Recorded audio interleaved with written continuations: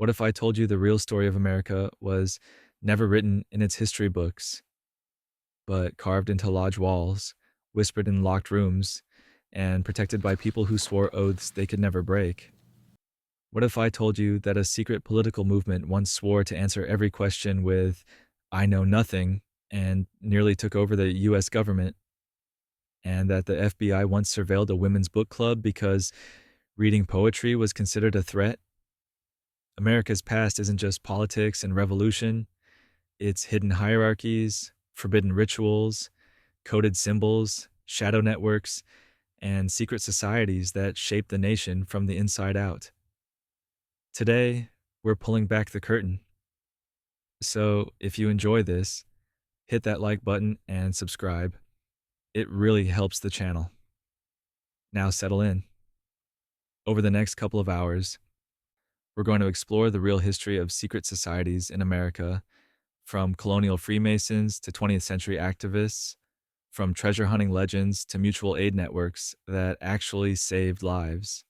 Let's start at the beginning, when Americans first discovered that nothing brings people together quite like keeping everyone else out. The golden age of secret societies in early America. So here's the thing about early America that nobody really talks about in your high school history textbook. While everyone was supposedly building this grand experiment in democracy and transparency, Americans were absolutely obsessed with secrets. Not the fun kind of secrets, like surprise birthday parties or hidden cookie stashes. No, we're talking about elaborate passwords, blindfolds, ceremonial daggers, and grown men in aprons swearing blood oaths in candlelit rooms. It was everywhere. And if you think that sounds dramatic, well, you're not wrong. Let's set the scene. It's the 1700s, and you've just arrived in the colonies or the early republic. Life is, to put it mildly, uncertain. There's no social security, no health insurance, no LinkedIn to help you network your way into a decent job. If you get sick, injured, or widowed, you're pretty much on your own unless you have family nearby. And here's the kicker. Most people didn't. They'd left their families back in Europe or moved away from their relatives to find work or land. So, what do you do when you need help, protection, or just someone to vouch for you in a new city? You join a secret society, or a not so secret society with secret handshakes. Same difference, really. These organizations exploded across America between the 1700s and 1800s for one very practical reason. They were insurance policies wrapped in mysticism. Fraternal lodges promised mutual aid. If you got sick, the brothers would visit you, maybe help with expenses. If you died, they'd make sure your widow and children didn't starve. They'd organize your funeral with full regalia and ceremony, which meant something when a dignified burial wasn't guaranteed. In exchange, you paid dues, memorized rituals, and kept your mouth shut about what happened inside the lodge. It was a social safety net that came with theatrical flair. But it wasn't just about practical benefits. Americans were drawn to these groups because they offered something the wider world couldn't: a sense of belonging in a society that was still figuring itself out. The United States was barely holding together in its early decades. Political parties were forming and fracturing. Religious denominations were splintering. Regional identities were competing with national ones. Everything felt fragile, provisional, like it might all fall apart at any moment. And in that uncertainty, secret societies offered structure. They had hierarchies, titles, degrees of initiation. You could enter as a novice and work your way up to master or knight, or whatever grandiose title they'd invented. It gave people a ladder to climb when the real world felt like chaos. And then there were the rituals. Oh, the rituals. If you've ever wondered why your great-grandfather had a ceremonial sword in the attic, or a jeweled medallion he never explained, this is why. Secret societies in early America loved pageantry. Initiations involved elaborate staging. Candidates would be blindfolded, led through darkened halls, made to swear oaths with their hand on a Bible or skull. Sometimes there were symbolic deaths and rebirths. Sometimes there were tests of courage or loyalty. The whole experience was designed to be memorable, even transformative. You weren't just joining a club, you were entering a brotherhood, a sacred order with roots, real or imagined, stretching back to ancient Egypt, medieval knights, or biblical times.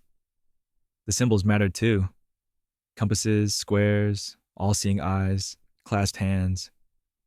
These weren't random decoration. They were a visual language, a way for members to recognize each other and signal their values. The compass and square, for instance, represented moral rectitude and balance. The all-seeing eye suggested divine watchfulness or enlightenment. For men living in a world where literacy wasn't universal and public education was sparse, these symbols communicate complex philosophical ideas without words. They also looked incredibly cool on aprons and certificates, which didn't hurt. Now you might be wondering, why all the secrecy? If these groups were just mutual aid societies and philosophy clubs, why the passwords and closed doors? Part of it was practical. Secrecy created exclusivity, and exclusivity made membership valuable. If anyone could walk in off the street, it wouldn't feel special. But there was also a deeper reason. Many of these societies drew on Enlightenment ideals: reason, liberty, progress, that weren't always welcome in every corner of society. In Europe, where many of these traditions originated, Freemasons and similar groups had been persecuted by monarchs and the Catholic Church. Secrecy was a survival mechanism, and when those traditions came to America, the secrecy came with them, even if the danger was less immediate. By the early 1800s, America was drowning in secret societies. There were Freemasons, Oddfellows, Red Men, Druids, Knights of Pythias, and dozens of smaller, stranger orders, with names that sound like they were invented by fantasy novelists. Some lodges met in grand buildings with marble columns and stained glass. Others gathered in rented rooms above taverns, where the smell of beer and tobacco mixed with incense. Membership cut across class lines, at least in theory. A wealthy merchant and a struggling printer might both be brothers in the lodge, addressing each other as equals during meetings. Outside, social hierarchy resumed, but inside, the ritual created a temporary democracy of initiates. Women, of course, were largely excluded from these brotherhoods, so they created their own: the Eastern Star, the Daughters of Rebecca, and other women's auxiliaries formed alongside men's lodges, complete with their own rituals, symbols, and degrees. These weren't lesser versions of men's societies. They were separate spheres with their own power structures and social influence. In an era when women had limited legal rights and fewer public roles, these organizations gave them space to organize, lead, and build networks. They also gave them a reason to leave the house in fancy regalia, which, let's be honest, probably didn't hurt. The golden age of secret societies in America was as much about theater as substance. Yes, there were genuine mutual aid networks and philosophical discussions happening. But there was also a lot of dressing up, performing elaborate rituals that members only half understood, and basking in the glow of candlelight while feeling like you were part of something ancient and important.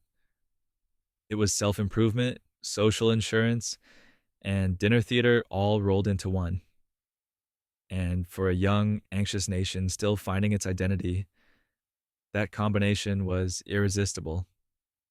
Of course, not everyone was charmed by all this secrecy.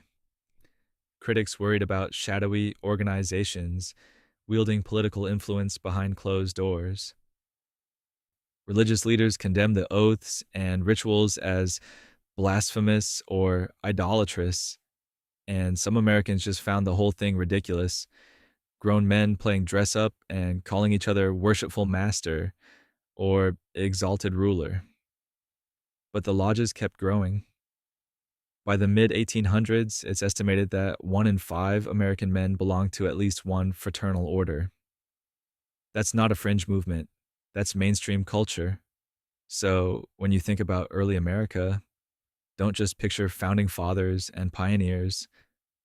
Picture candlelit lodges where men practiced handshakes they'd been sworn never to reveal, where symbols older than the Republic decorated the walls, and where belonging to something secret felt like the most American thing you could do.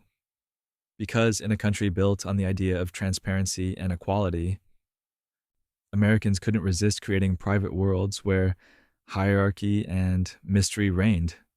It's ironic, sure, but irony has always been part of the American experiment. And speaking of irony, nowhere is that tension between secrecy and national mythology more visible than in one particular organization born in 1832 at Yale University, Skull and Bones at Yale. Let's talk about a building. Just a building, really. No windows, brownstone walls, sits on the edge of Yale's campus in New Haven, Connecticut, looking like a mausoleum that got lost on its way to the cemetery. Students call it the Tomb, which should tell you everything you need to know about its vibe. It's been standing there since 1856, quiet and ominous. And for more than a century and a half, it's been the home of America's most famous secret society, Skull and Bones. Here's what we know for sure. Skull and Bones was founded in 1832 by William Huntington Russell and Alphonso Taft. Russell had just returned from Germany, where he'd been exposed to European secret societies and their theatrical rituals. He came back to Yale thinking, you know what this place needs? More skulls and cryptic oaths. So he and Taft, who would later become Secretary of War and whose son would become president, started the society. They called it the Eulogian Club at first, which sounds less menacing, but also less interesting. At some point, they adopted the skull and crossbones as their symbol, added the number 322 for reasons that remain debated, and settled into their role as Yale's most exclusive and mysterious organization. The premise was simple. Every year, 15 Yale seniors would be tapped to join. That's it. 15. Not 16, not 14. 15. And the tapping process itself became ritualized theater.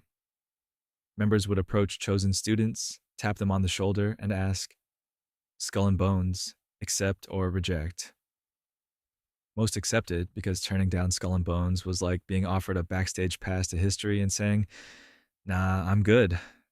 Once tapped, new members, called knights, would undergo initiation inside the tomb, a process shrouded in secrecy, but rumored to involve lying in a coffin, confessing personal secrets, and engaging in rituals designed to bond the group for life. Now, let's be clear, we don't actually know what happens inside the tomb. That's the point. Members swear oaths of secrecy, and for the most part, they keep them.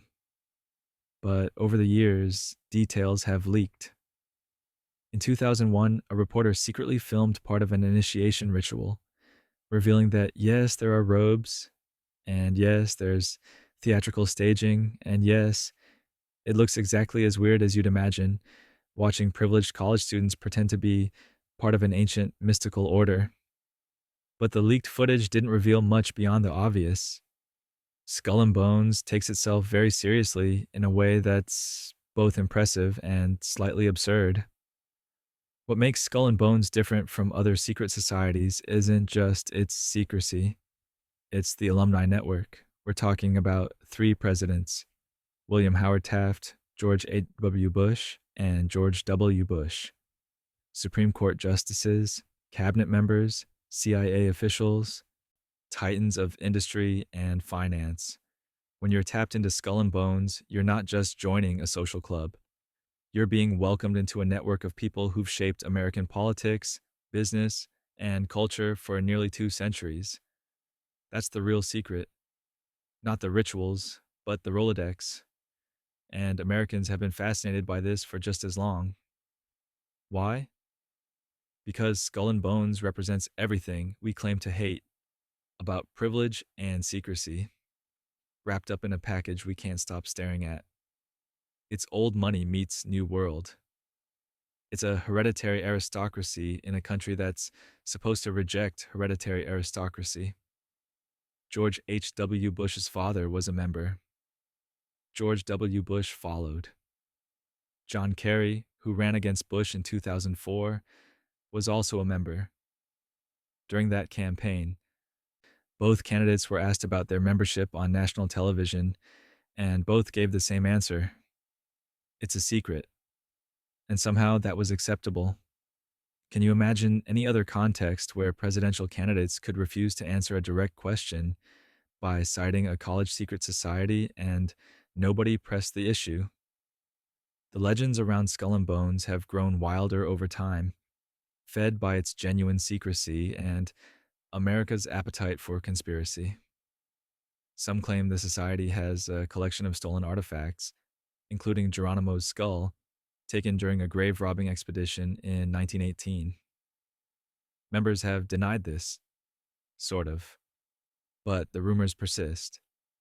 Others believe Skull and Bones is connected to the Illuminati or serves as a recruitment ground for shadow government operatives. These theories are almost certainly exaggerated, but here's the thing. When you build your entire identity around secrecy and then produce 3 presidents, people are going to speculate. The tomb itself adds to the mystique. Inside, supposedly, there's a library, a dining hall, and rooms filled with artifacts and memorabilia from past members. The walls are decorated with skulls and bones, real ones according to some accounts, and paintings depicting death, secrets, and esoteric symbolism.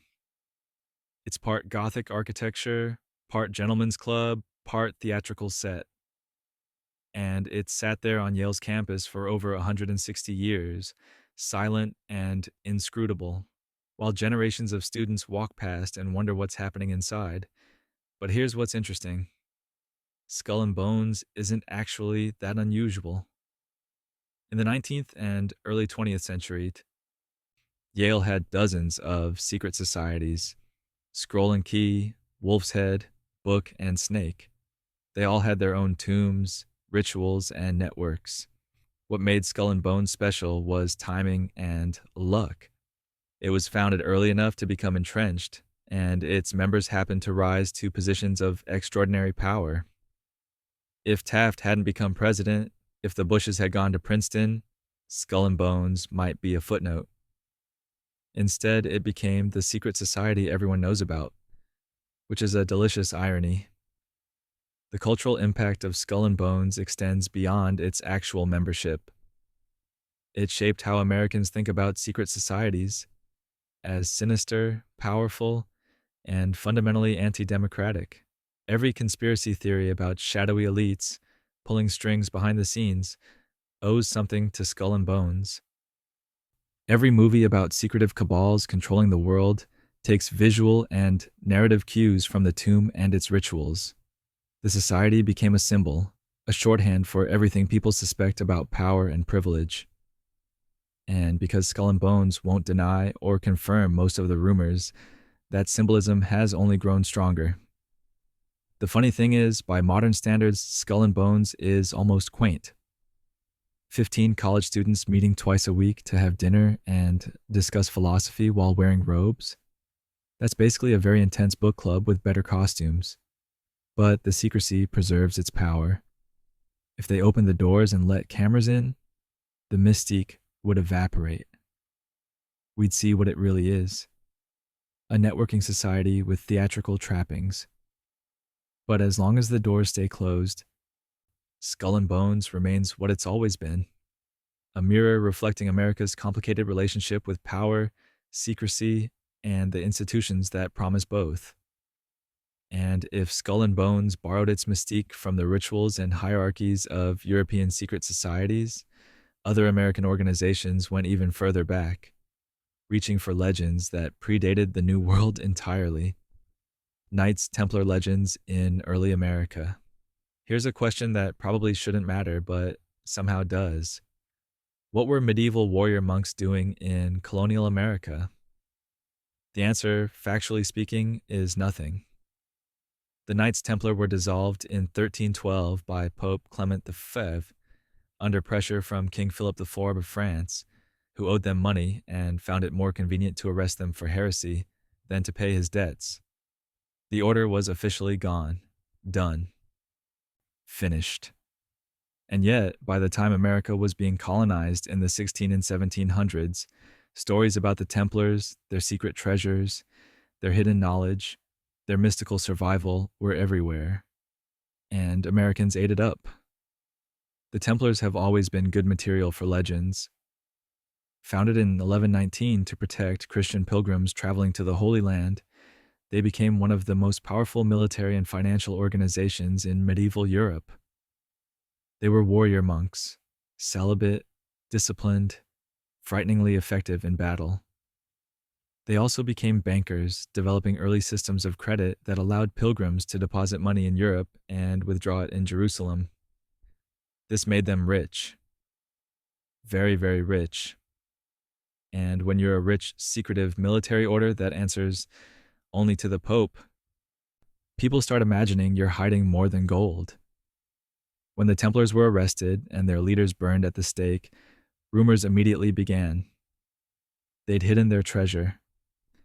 They possessed sacred relics. Maybe the Ark of the Covenant, maybe the Holy Grail, maybe ancient scrolls containing forgotten knowledge. Some of them had escaped to Scotland, Portugal, or other safe havens, continuing their work in secret. These legends simmered in European culture for centuries, and when Europeans came to America, they brought the stories with them. The Templars became especially appealing to early American Freemasons. Freemasonry, which we'll talk about more later, has always been fascinated by symbolic lineage. Masons didn't claim to be direct descendants of medieval stonemasons, though the name suggests it, but they loved connecting themselves to ancient traditions.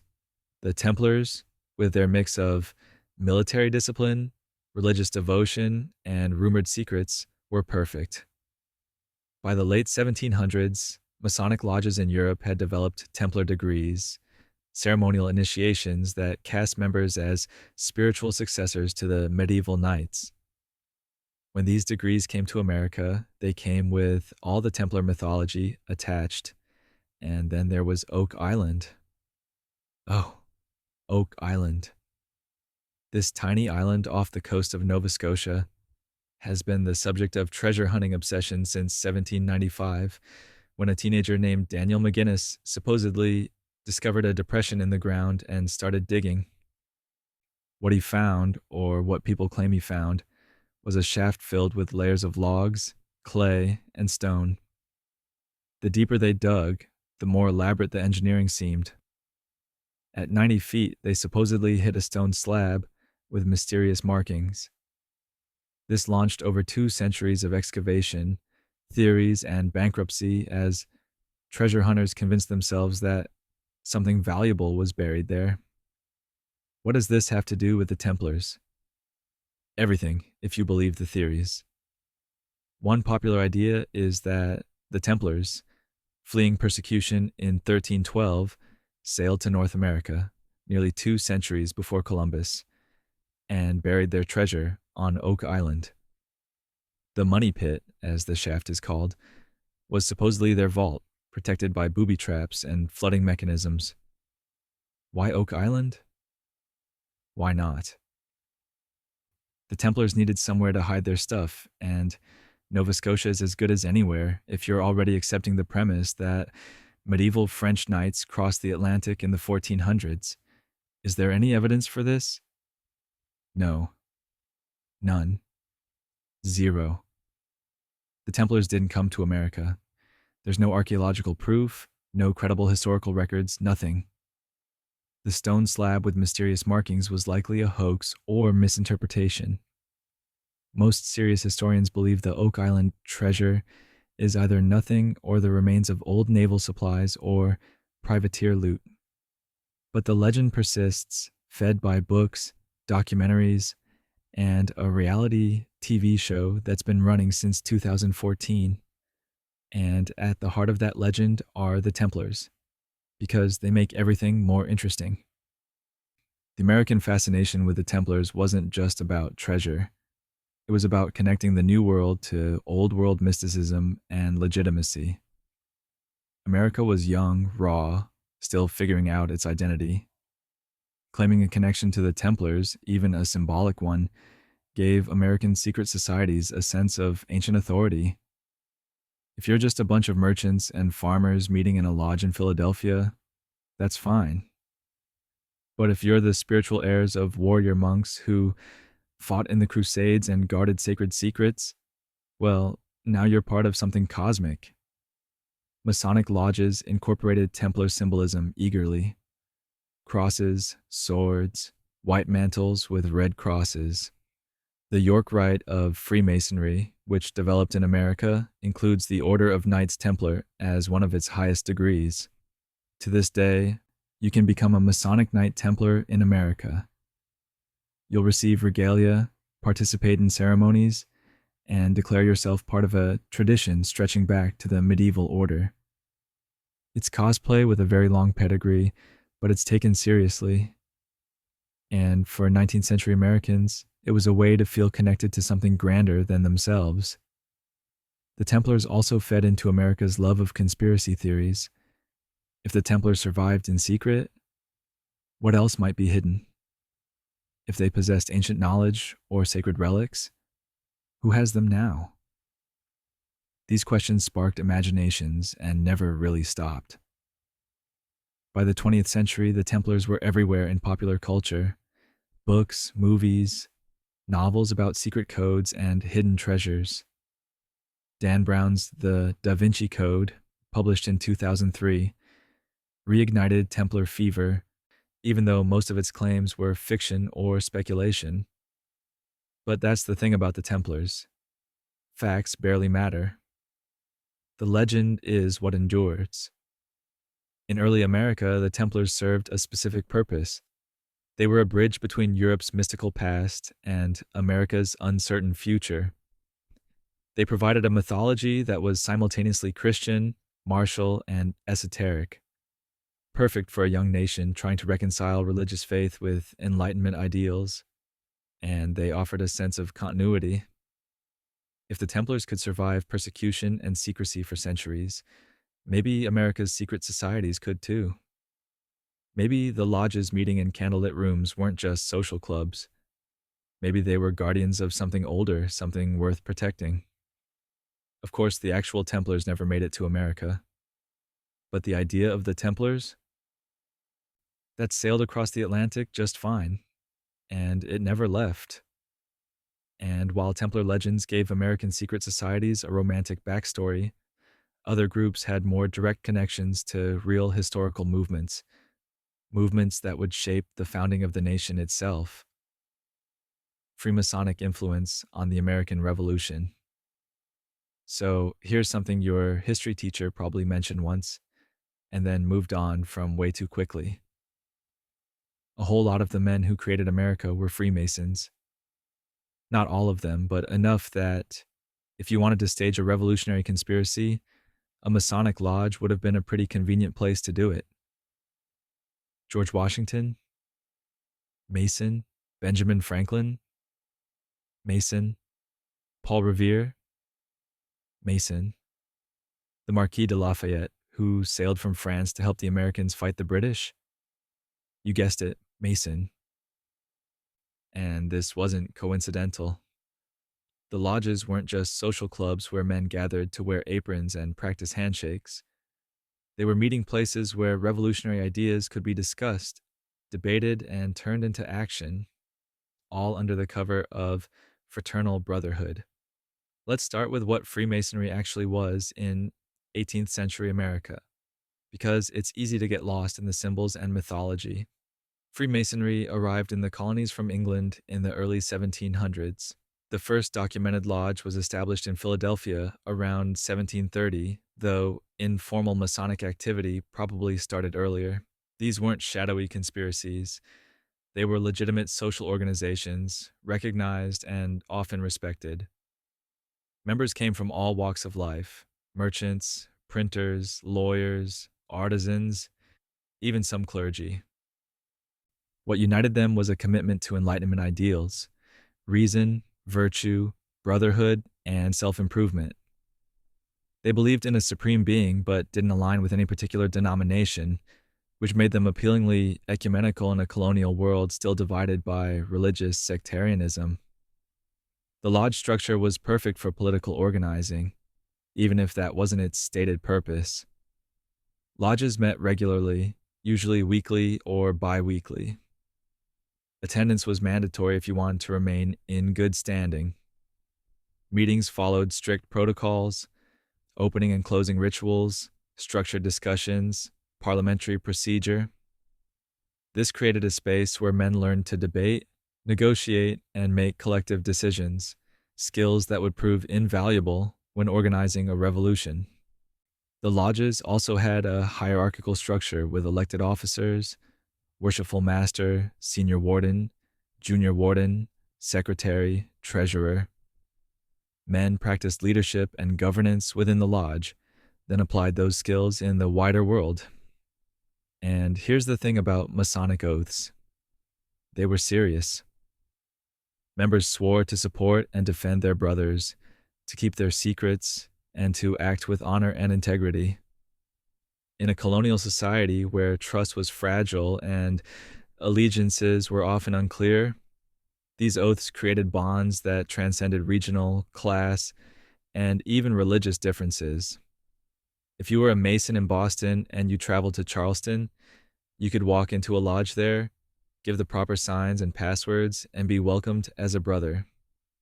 This network of trust was invaluable during the Revolutionary period when coordination across colonies was essential. Benjamin Franklin was one of the most influential Masons in colonial America. He was initiated in Philadelphia in 1731 and remained active throughout his life. Franklin helped establish new lodges, promoted Masonic publications, and used his printing press to spread Masonic ideas. His Pennsylvania Gazette often ran articles favorable to Freemasonry, and Franklin understood the political potential of the fraternity. The lodges brought together men of different backgrounds and perspectives, creating space for dialogue and collaboration. When tensions with Britain escalated, these connections proved crucial. George Washington joined the Fredericksburg Lodge in Virginia in 1752 at age 20. He was 20 years old. He rose through the degrees, became master of his lodge, and remained an active Mason for decades. There's a famous painting, you've probably seen it, of Washington in full Masonic regalia, laying the cornerstone of the U.S. Capitol in 1793. He's wearing his Masonic apron, surrounded by fellow Masons, performing a ceremony that blended civic duty with fraternal ritual. That image captures something important. Freemasonry wasn't separate from American civic life. It was woven into it. Paul Revere's story is particularly interesting. He was a silversmith and engraver in Boston, a member of St. Andrew's Lodge. But Revere wasn't just attending meetings and performing rituals. He was deeply involved in revolutionary politics. He was a member of the Sons of Liberty, participated in the Boston Tea Party, and served as a courier for the Massachusetts Committee of Safety. And many of his revolutionary co-conspirators were also Masons. The lodge provided cover and connection. When Revere made his famous midnight ride in 1775, he was riding to warn Samuel Adams and John Hancock, both Masons, that British troops were coming. The network held. The lodges themselves often served as de facto political meeting spaces. In cities like Boston, Philadelphia, and Charleston, Masonic halls were among the few places where men could gather privately without attracting suspicion. Tavern rooms could be monitored. Churches were tied to specific denominations. But a Masonic lodge? That was a fraternal organization engaged in lawful, if secretive, activities. Colonial authorities might be curious, but they couldn't easily shut them down. This made the lodges ideal for conversations that couldn't happen in public. Not every lodge meeting was a revolutionary planning session, of course, most focused on ritual, charity work, and philosophical discussion. But the infrastructure was there when it was needed. It's worth noting that not every American revolutionary was a Mason, and not every Mason supported independence. Loyalists had their own lodges, particularly in cities like New York, where British influence remained strong. Masonic oaths emphasized brotherhood and loyalty, which created tension when brothers found themselves on opposite sides of a war. Some lodges tried to remain neutral. Others split along political lines. The fraternity's ideals of universal brotherhood were tested when brothers aimed muskets at each other on battlefields. But the revolutionary leaders who were Masons used their Masonic connections strategically, building alliances and recruiting supporters. After the Revolution, Masonic symbolism seeped into American iconography in ways that still spark debate.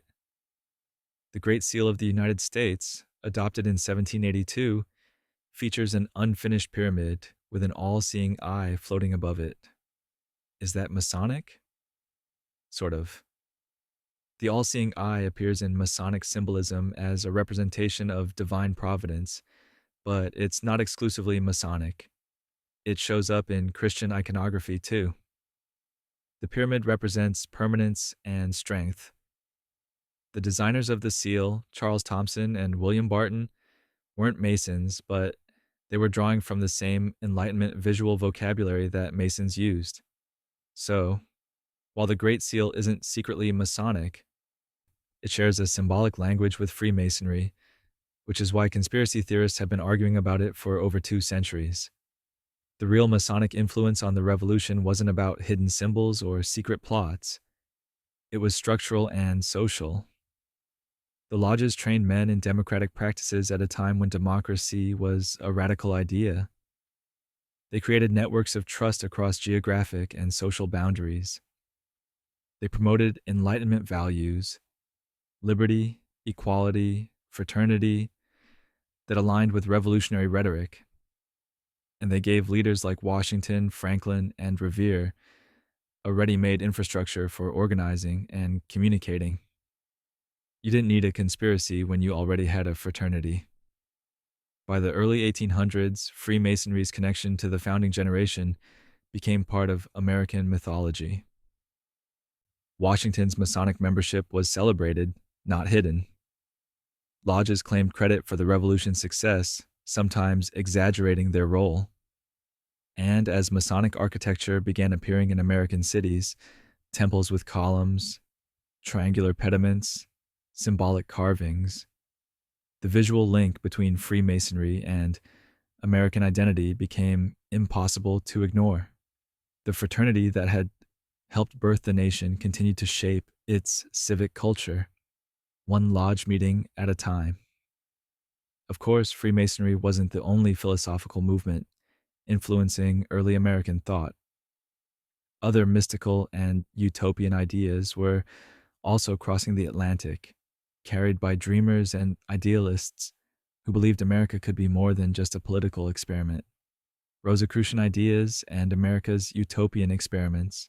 Let's talk about the Rosicrucians. Because if you thought the Freemasons were mysterious, buckle up. The Rosicrucians are, or were, or maybe still are, depending on who you ask, a secret society that may or may not have actually existed, founded by a person who probably never existed, promoting ideas that blend alchemy, mysticism, and early scientific thought into something that makes your brain hurt if you think about it too hard.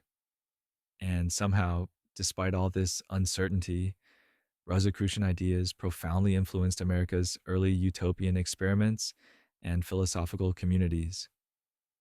The Rosicrucian story begins in 1614 and 1615 with the publication of 3 anonymous manifestos in Europe: the Fama Fraternitatis, the Confessio Fraternitatis, and The Chemical Wedding of Christian Rosenkreutz. These texts claim to reveal the existence of a secret brotherhood of enlightened mystics, the Rosicrucians, founded by Christian Rosenkreutz, which translates roughly to Christian Rosecross, a German scholar who supposedly lived in the 1400s. According to the manifestos, Rosenkreutz traveled to the Middle East, learned ancient wisdom from mystics and sages, returned to Europe, and founded an invisible college of adepts dedicated to reforming human knowledge and society. The Brotherhood supposedly possessed secrets of alchemy, medicine, and spiritual enlightenment, and they worked behind the scenes to guide humanity toward a new age of reason and harmony. Here's the catch: Christian Rosenkreutz almost certainly never existed. Most scholars believe the manifestos were written by German theologian Johann Valentin Andrea, or his circle, as allegorical texts, not historical documents. They were meant to inspire reform through symbolic storytelling, not reveal an actual secret society. But people took them literally. Across Europe, seekers tried to contact the Rosicrucians, hoping to join this mystical brotherhood. They never found them because there was nothing to find.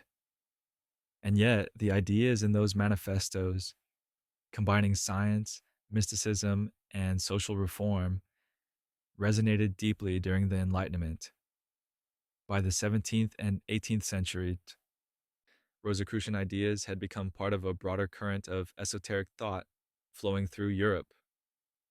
The concept of an invisible college, a network of enlightened individuals working to advance knowledge without formal institutions, appealed to reformers frustrated with traditional universities and churches.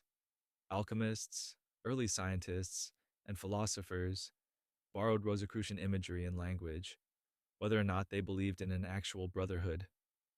Francis Bacon's New Atlantis, published in 1626, described a utopian society governed by scientific principles and secret wisdom, a vision clearly influenced by Rosicrucian ideals. And when European settlers and intellectuals came to America, they brought these ideas with them. America, with its vast open spaces and lack of entrenched institutions, seemed like the perfect place to build utopian communities. If the old world was corrupt and rigid, the new world offered a blank slate. And if you believed in Rosicrucian principles, that enlightened individuals could create a reformed society based on reason, spiritual insight, and communal harmony, then America was where you tried it. Throughout the 18th and 19th centuries, dozens of experimental communities were founded across the United States, many influenced directly or indirectly by Rosicrucian and related esoteric philosophies. One of the most famous was Ephrata Cloister in Pennsylvania, founded in 1732 by Johann Conrad Beissel, a German pietist mystic. Ephrata wasn't explicitly Rosicrucian, but it drew on similar mystical and alchemical traditions. The community practiced celibacy, vegetarianism, and a rigorous schedule of prayer, work, and study. Members slept on wooden benches with wooden blocks as pillows, practiced elaborate choral music, and produced illuminated manuscripts. Beissel believed they were preparing for a spiritual transformation, a new age when divine wisdom would be revealed. The community thrived for decades, producing some of the most beautiful religious art and music in colonial America, before gradually dissolving after Beisel's death in 1768. Then there was Economy, Pennsylvania, established by the Harmony Society in 1824. The Harmonists were German Lutherans who followed George Rapp, a charismatic preacher who believed the second coming of Christ was imminent. They practiced communal living, shared all property, and rejected marriage and reproduction because why have children if the world's about to end? But the Harmonists also embraced elements of mysticism and alchemy. Rapp studied esoteric texts and incorporated symbolic rituals into community life. Economy became prosperous through collective labor and smart business practices, producing textiles, wine, and other goods. The community lasted into the early 1900s, one of the longest lived utopian experiments in America. These weren't isolated experiments. America in the 19th century was teeming with intentional communities, many influenced by mystical philosophies. The Shakers, who established villages across the Northeast and Midwest, practiced ecstatic worship and communal living while believing in direct divine revelation. The Transcendentalists at Brook Farm in Massachusetts combined Romanticism, social reform, and a touch of mysticism in their experiment in cooperative living. Oneida Community in New York practiced complex marriage and mutual criticism, guided by John Humphrey Noyes' belief in spiritual perfectionism. And while not all of these communities explicitly cited Rosicrucian influence, they shared the same basic impulse: the belief that enlightened individuals could create a reformed society based on higher principles. Rosicrucian symbolism also crept into American esoteric movements. The Rosy Cross, a symbol combining a rose and a cross, appeared in Masonic imagery, representing the union of divine love and earthly sacrifice, or the blending of spiritual and material knowledge. Some Masonic degrees incorporated Rosicrucian themes, creating an Order of the Rose Cross within the fraternity. And as Theosophy and other occult movements emerged in the late 19th century, they drew heavily on Rosicrucian language and concepts, repackaging ancient wisdom traditions for a modern audience. The irony is that the original Rosicrucian manifestos were probably satire or allegory, not blueprints for real societies. But the ideas they contained about hidden knowledge, spiritual transformation, and the possibility of creating a better world through enlightened action proved irresistible. In America, where reinvention and optimism were baked into the national character, Rosicrucian ideals found fertile ground. People believed they could start over, build communities based on higher principles, and access ancient wisdom to guide them. Most of these experiments failed. Communal living is hard, celibacy is unpopular, economic sustainability is tricky when everyone's focused on spiritual enlightenment instead of crop yields. But the fact that people kept trying, kept founding new communities, writing new manifestos, imagining new utopias, shows how powerful the Rosicrucian vision remained. By the mid-19th century, America's mystical and utopian energy began channeling into stranger, more explicitly occult directions. Spiritualism, Theosophy, and New Thought movements picked up where the earlier experiments left off, blending Eastern philosophy, Western esotericism, and homegrown American optimism into new forms. But before we get to that, we need to talk about a very different kind of secret society, one that wasn't interested in enlightenment or universal brotherhood, but in keeping America for a very specific kind of American: the Know Nothing movement, Order of the Star-Spangled Banner. All right, let's pivot from mystical enlightenment to political paranoia, because nothing says secret society quite like a group of men who literally responded, "I know nothing," when asked about their organization. The Know Nothing movement, officially called the Order of the Star-Spangled Banner, was a nativist secret society that exploded across America in the 1850s, fueled by fear, anger, and the firm belief that immigrants, particularly Irish Catholics, were destroying the country. It was xenophobia dressed up in ritualistic pageantry, and for a few years, it was one of the most powerful political forces in America. The story starts in 1849 in New York City, where Charles B. Allen founded the Order of the Star-Spangled Banner as a secret fraternal organization dedicated to restricting immigration and keeping Catholics out of political office. The timing wasn't random.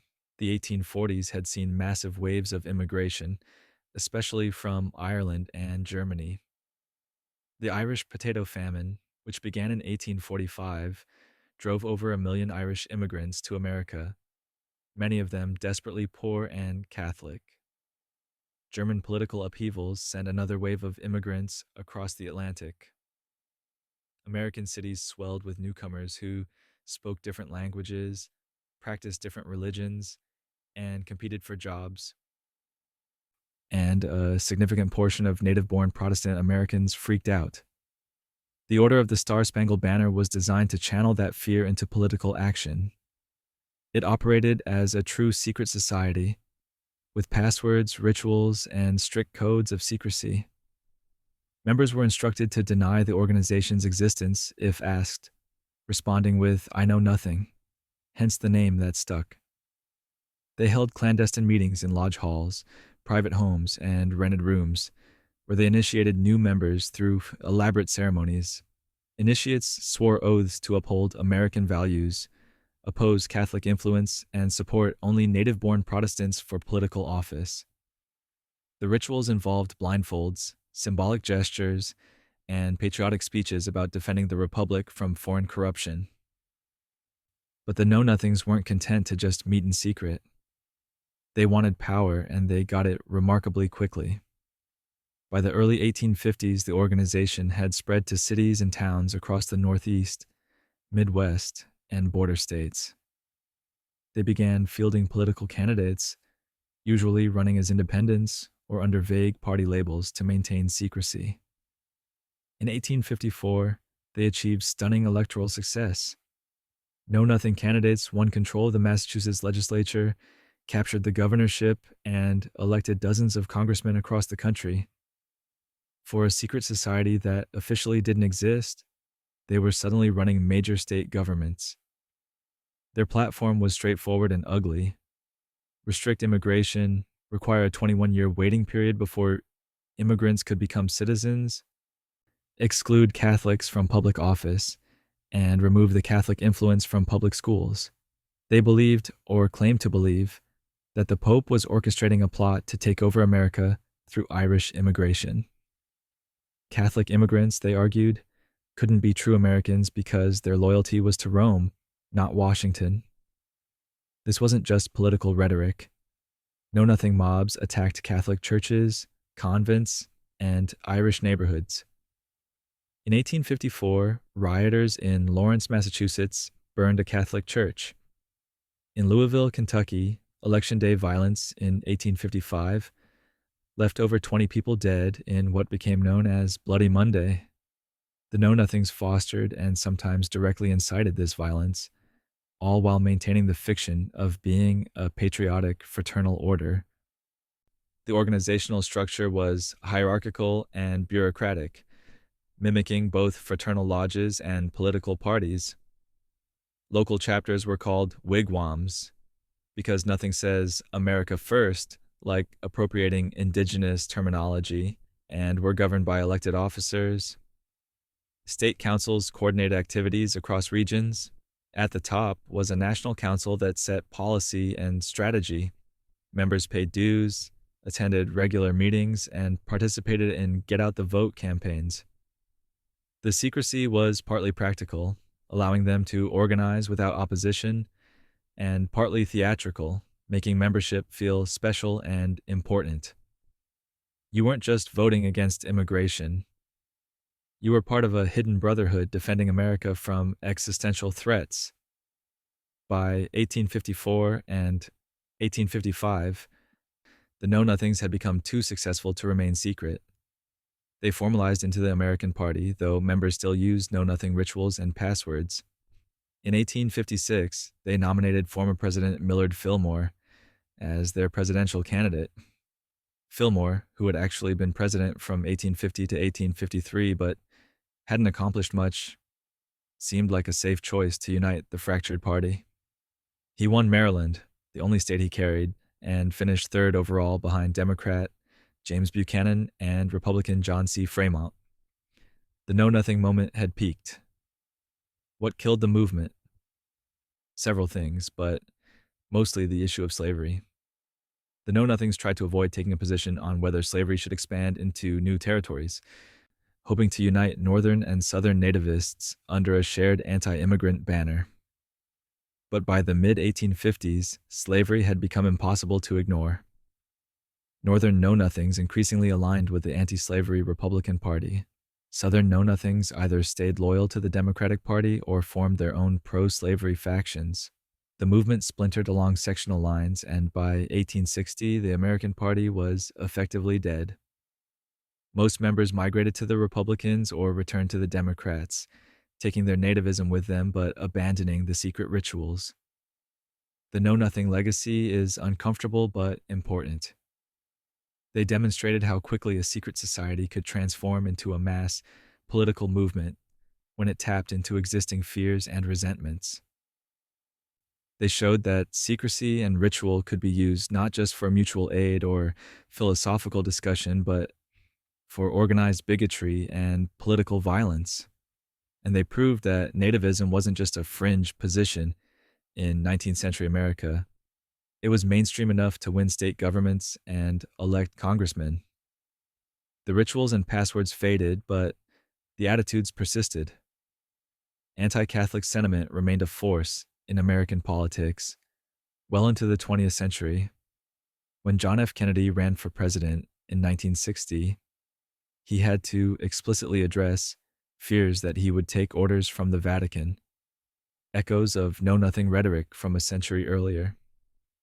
And the Know Nothing playbook, scapegoating immigrants, claiming foreign influence threatens American values, using secret organization to build political power, has been reprised by various movements throughout American history. So when you hear about secret societies, remember it's not all mystical enlightenment and fraternal charity. Sometimes it's just organized fear, dressed up with passwords and handshakes to make hatred feel like brotherhood. And that's a kind of secret America has never been very good at keeping. Of course, not every secretive organization in the 19th century was driven by bigotry. Some were born from desperation, formed by people who had no other way to fight back against exploitation and injustice. The Knights of the Golden Circle. Now we need to talk about one of the strangest and most ambitious secret societies in American history. A group that wanted to create a slave-powered empire stretching from the American South through Mexico, Central America, and the Caribbean, forming a vast golden circle around the Gulf of Mexico. Yes, really. This was the Knights of the Golden Circle, and for a brief but significant period before and during the Civil War, they were a genuine force in American politics, operating in shadows and pushing an agenda so grandiose it sounds like something from a rejected historical novel. The Knights of the Golden Circle were founded in 1854 by George W. L. Bickley, a Virginia-born doctor, editor, and professional schemer who had a gift for convincing people to join elaborate plans that never quite worked out. Bickley had dabbled in various ventures, publishing, medicine, military academies, before landing on what he clearly thought was his masterpiece, a secret society dedicated to expanding slavery and Southern power throughout the Americas. His vision was breathtaking in its ambition and horrifying in its purpose. The Knights would recruit members across the South and border states, organize military expeditions, and establish a new empire where slavery would be protected and expanded indefinitely. The Golden Circle would have its center in Havana, Cuba, and extend through Mexico, Central America, the Caribbean islands, and the northern rim of South America. Slavery would be the foundation of this empire's economy and society. To sell this vision, Bickley created an elaborate organizational structure, complete with military ranks, secret rituals, and coded communications. The Knights were divided into 3 degrees or levels. The first degree consisted of the military arm, men who would actually fight in the planned invasions. The second degree handled finances and logistics. The third degree, which Bickley claimed was the most secret and powerful, supposedly consisted of political leaders and wealthy backers who would guide the organization's strategy. Whether this third degree actually existed or was just Bickley's way of making the organization sound more impressive is still debated by historians. The Knights held secret meetings in castles, their term for local chapters, where members learned passwords, signs, and handshakes. They swore oaths of loyalty and secrecy. They discussed military tactics, fundraising strategies, and the glorious future when Southern civilization would dominate the hemisphere. The rituals borrowed heavily from Freemasonry and other fraternal orders, giving the knights an air of legitimacy and tradition. Members wore regalia at special ceremonies, though they operated in civilian clothes during their clandestine activities. The secrecy was essential because what they were planning, military invasions of foreign countries, was illegal even by the loose standards of 1850s America. Bickley's first major plan was to invade Mexico. In 1860, he organized an expedition of several dozen knights to cross the border and supposedly link up with thousands more supporters who would materialize once the invasion began. It was a disaster. The thousands of supporters never appeared because they didn't exist. The Mexican government was ready for them. The whole thing collapsed before a single shot was fired, and Bickley and his followers slunk back across the border. But somehow this failure didn't destroy the organization. If anything, it grew stronger as tensions between North and South escalated. By 1860 and 1861, as Southern states began seceding from the Union, the Knights of the Golden Circle shifted focus. Instead of invading Mexico, they concentrated on supporting the Confederacy and undermining Union support in border states and the Midwest. This is where the Knights actually became dangerous. They established castles in Kentucky, Missouri, Indiana, Illinois, and Ohio, states that remained in the Union but had significant pro-Southern populations. In these states, Knights worked to obstruct Union recruiting, encourage desertion, sabotage military supplies, and generally create chaos behind Union lines. The evidence suggests they were somewhat effective, at least at spreading paranoia. Union officials believed the Knights were everywhere, plotting uprisings and coordinating with Confederate forces. How much of this was real and how much was Union officials seeing conspiracies in every shadow is hard to say. Some Knights genuinely did engage in sabotage and espionage. Others just talked a lot at secret meetings and went home. Bickley himself was arrested by Union forces in 1863 and spent the rest of the war in prison, writing grandiose manifestos about the Knights' supposed power and reach. Without his leadership, the organization became even more diffuse and mysterious. After the Civil War ended in 1865, the Knights of the Golden Circle supposedly dissolved. But this is where history gets tangled with legend. Almost immediately, stories began circulating about Confederate gold hidden by the Knights. Chests of coins, bullion, and valuables buried in secret locations across the South and Midwest, waiting to fund a Confederate resurgence. These stories were fueled by real events. The Confederate government did have treasury reserves that disappeared in the final weeks of the war. Various Confederate units did bury supplies and valuables to keep them from Union forces. But the idea of a vast, coordinated network of Knights burying millions in gold in coded locations, that's where fact blurs into folklore. Yet the stories persist. Treasure hunters have been searching for Knights of the Golden Circle gold for over 150 years. They dig in fields, old barns, and caves based on cryptic symbols supposedly left by the Knights, circles, crosses, carved trees. Maps allegedly showing treasure locations surface periodically, always promising riches and always leading to nothing. The most famous claim came in 2018 when a Pennsylvania couple said they'd found Knights of the Golden Circle gold worth millions in their backyard. The FBI investigated, excavated the site, and found nothing. Or did they? The couple insists there was gold and that the government took it. The government says there was never any gold, and the legend continues. The truth is probably mundane. The Knights of the Golden Circle were real, and they were genuinely involved in pro-Confederate activities during the Civil War. But they were never as organized, powerful, or wealthy as either their supporters or their enemies claimed. Bickley was a con artist and a dreamer, better at creating impressive-sounding organizations than actually achieving anything. The military ranks, secret degrees, and elaborate rituals were theater designed to attract members and make the organization seem more formidable than it was. And the buried gold? Some small caches might exist, individual knights or Confederate sympathizers hiding valuables, but the idea of a centralized treasure network is almost certainly myth. What makes the Knights of the Golden Circle significant isn't what they accomplished, but what they represented. They showed how a secret society could form around an explicitly political and military agenda, using secrecy not for fraternal support or philosophical discussion, but for conspiracy and violence.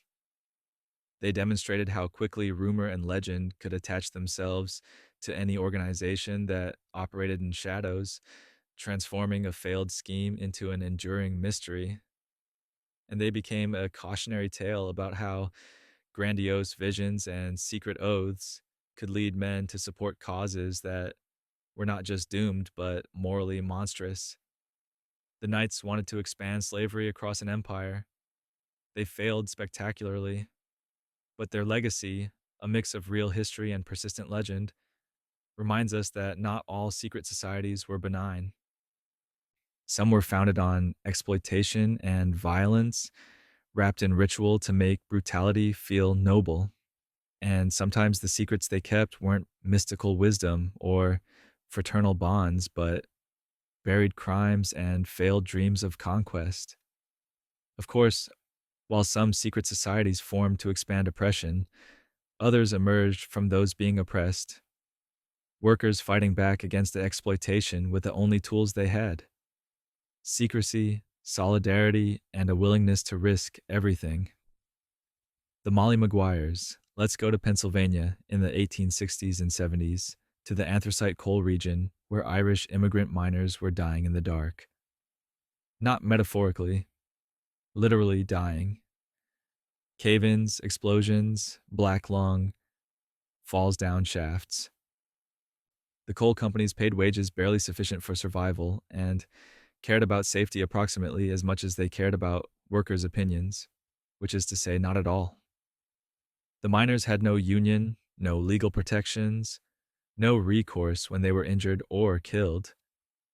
What they had was anger, desperation, and, according to legend and prosecution, a secret society called the Molly Maguires. Here's where history gets complicated, because the story of the Molly Maguires is wrapped in layers of myth, propaganda, and disputed evidence. What we know for certain is this. In the coal fields of northeastern Pennsylvania during the 1860s and 70s, a wave of violence swept through the region. Mine bosses and supervisors were beaten, shot, and killed. Buildings were burned, witnesses were intimidated. And when authorities tried to investigate, they hit walls of silence. The Irish mining communities wouldn't talk. Names like Molly Maguire were whispered but never explained. And the coal companies, desperate to stop the violence and break Irish resistance to their control, hired the Pinkerton Detective Agency to infiltrate and destroy whatever organization was behind it. The name Molly Maguire came from Ireland, where it had been associated with rural secret societies that fought against landlords and authorities in the 1800s. In Ireland, groups of men would sometimes dress in women's clothing, supposedly representing a mythical woman named Molly Maguire, and attack representatives of the Anglo-Irish establishment.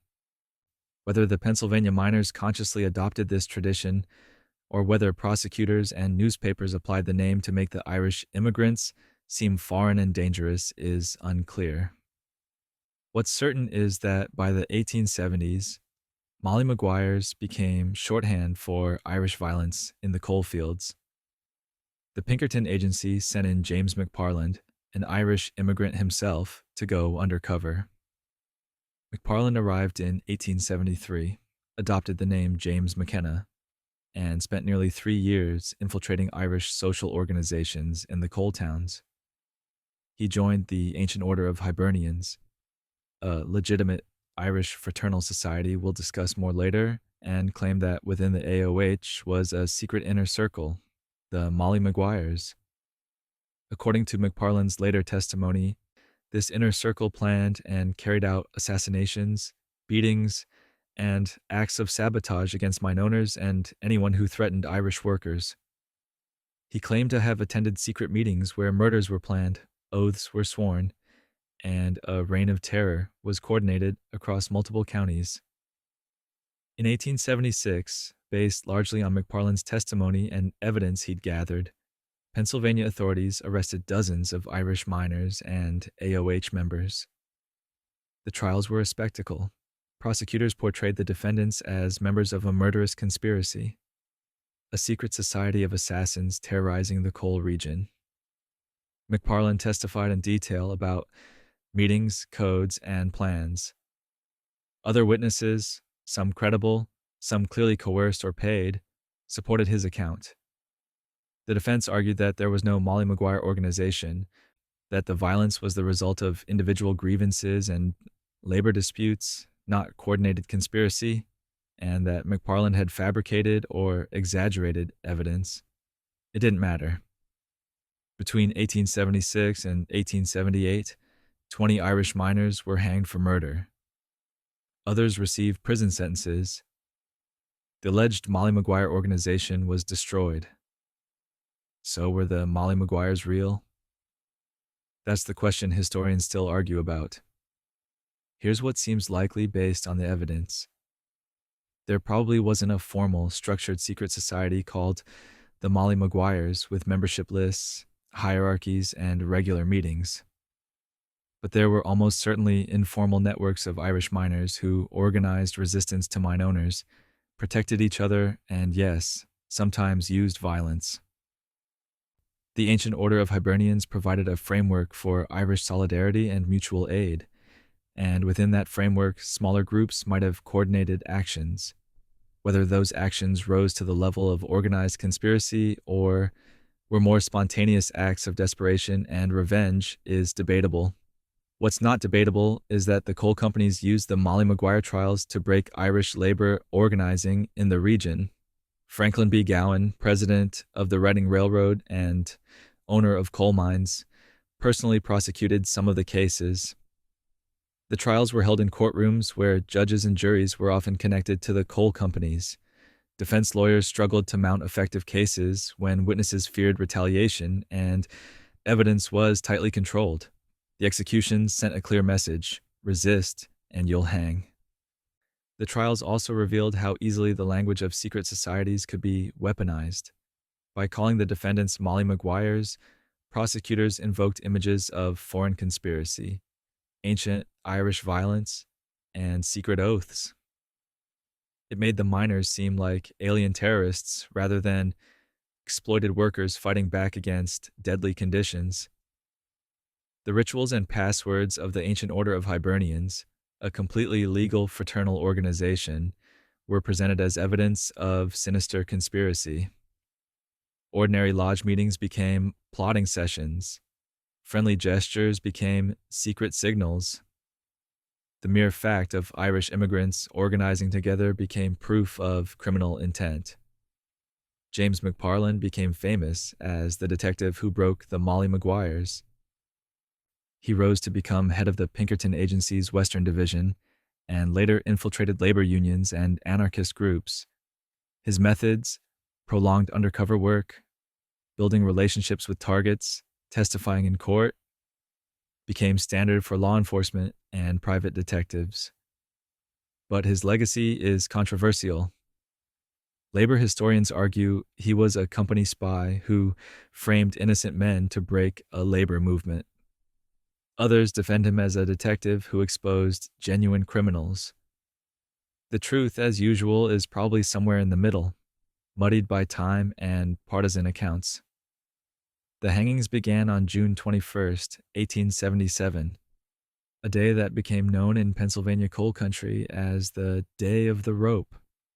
10 men were hanged in 2 counties, the largest mass execution in Pennsylvania history. They went to their deaths insisting on their innocence or justifying their actions as necessary resistance to oppression. Their bodies were returned to their families for burial in Catholic cemeteries, despite efforts by some authorities to deny them religious rights.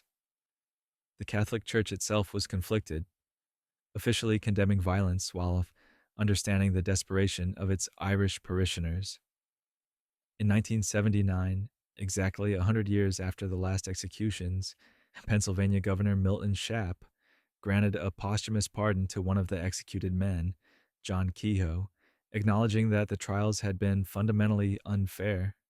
It was a small gesture, but it recognized what many historians had come to believe, that whether or not the Molly Maguires existed as an organization, the men hanged for being members had been denied justice. The Molly Maguires entered American folklore as both villains and heroes, depending on who's telling the story. To some, they were terrorists who murdered innocent men. To others, they were martyrs who fought against exploitation when no other avenue existed. The truth is probably that they were desperate men in impossible situations, some of whom turned to violence because they saw no alternative. And whether they were a secret society or just miners who trusted each other enough to fight back together, their story shows how secrecy could be both weapon and shield for people who had nothing else. Of course, not all Irish secret societies in America were accused of violence. Some operated openly as fraternal organizations, providing exactly the kind of mutual aid and community support the miners in Pennsylvania desperately needed. The ancient order of Hibernians. So, after all that talk about the Molly Maguires and the violence in Pennsylvania's coalfields, let's talk about the ancient order of Hibernians, the organization that got tangled up in that whole mess, but was actually something very different. The AOH was and is a legitimate fraternal organization for Irish Catholic immigrants and their descendants, founded on principles of friendship, unity, and Christian charity. Think of it as the Irish equivalent of the Freemasons or Odd Fellows, with green regalia instead of aprons and a decidedly Catholic flavor.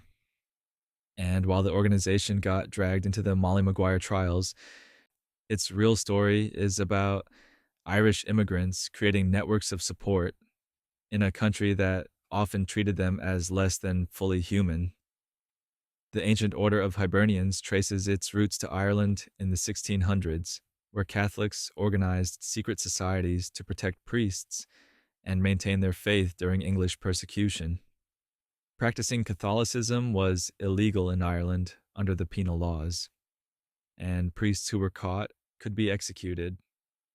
So Irish Catholics formed protective networks, hiding priests, organizing secret masses, and defending their communities. When Irish immigrants came to America, they brought this tradition of defensive solidarity with them.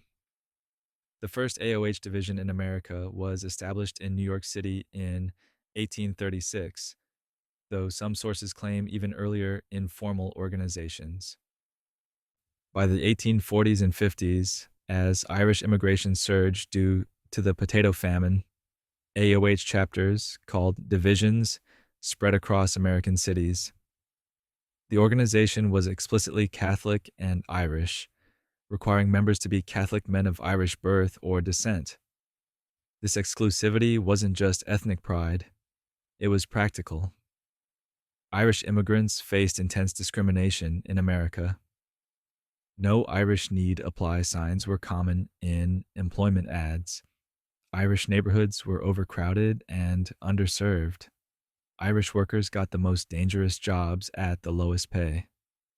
The AOH created a space where Irish men could organize to protect themselves and help each other survive. The structure was hierarchical and ceremonial, similar to other fraternal lodges. Local divisions elected officers, president, vice president, financial secretary, recording secretary, treasurer, and sergeant at arms. They held regular meetings, usually monthly or bi-weekly, where they conducted business, performed rituals, and discussed community issues. New members were initiated through ceremonies that involved oaths, passwords, and secret signs. These weren't sinister conspiracies. They were standard fraternal practices borrowed from Masonic traditions and adapted with Irish Catholic symbolism.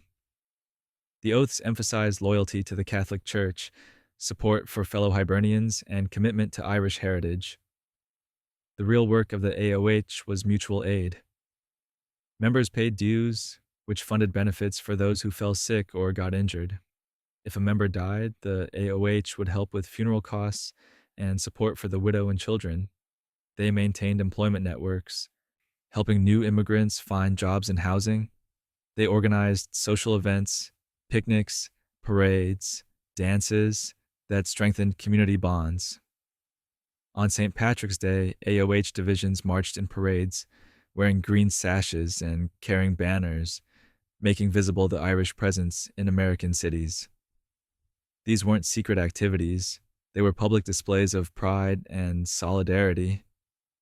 But the AOH also engaged in defensive actions that made authorities nervous.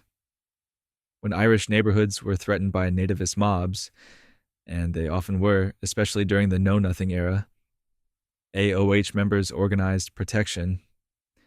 They formed volunteer fire companies that defended Irish areas. They provided security at Catholic churches and schools. And yes, sometimes they fought back physically when attacked. This wasn't terrorism, it was self-defense. But to nativist Americans who viewed Irish Catholics as foreign threats, any Irish organization that provided mutual support looked like a conspiracy. This defensive role became especially important during labor conflicts. Irish immigrants dominated certain industries: mining, construction, dock work, domestic service. When they tried to organize for better wages or safer conditions, they faced violent opposition from employers and sometimes from government forces. The AOH, while not officially a labor union, provided a framework for Irish workers to coordinate and support each other. Lodge halls became meeting spaces. Networks of trust enabled communication, and the oaths of solidarity meant that Hibernians could rely on each other in strikes and confrontations. This is where the AOH story intersects with the Molly Maguires. In Pennsylvania's coal region, AOH divisions were strong in Irish mining communities. When prosecutors claimed that the Molly Maguires operated as a secret faction within the AOH, they effectively put the entire organization on trial. James McParland, the Pinkerton detective, infiltrated AOH meetings and claimed that behind the Public Mutual Aid Society was a criminal conspiracy. During the trials, AOH rituals and passwords were presented as evidence of guilt. The fact that miners met secretly and swore oaths became proof of violent intent. The national AOH leadership was horrified. They insisted correctly that the organization was a legitimate fraternal society, not a criminal conspiracy. They pointed to their charitable work, their public activities, their commitment to Catholic values. But the damage was done. In Pennsylvania, many AOH divisions dissolved or went underground. Irish workers became more cautious about organizing openly, and the AOH's reputation was tainted by association with violence, even though the vast majority of members had nothing to do with the alleged crimes. Despite this setback, the AOH survived and eventually thrived. By the late 1800s and early 1900s, Irish Americans were gaining political and economic power. They elected mayors, congressmen, and judges. They dominated urban political machines in cities like Boston, New York, and Chicago. And the AOH became part of that power structure, networking Irish Catholic men into positions of influence. Membership in the AOH became a badge of respectability, proof that you were connected to the community and committed to Irish heritage. The AOH also became increasingly involved in Irish nationalist politics. Many members supported Irish independence from Britain, and the organization raised funds and awareness for the cause. During the Irish War of Independence from 1919 to 1921, and the subsequent Civil War, American AOH divisions sent money and weapons to Ireland.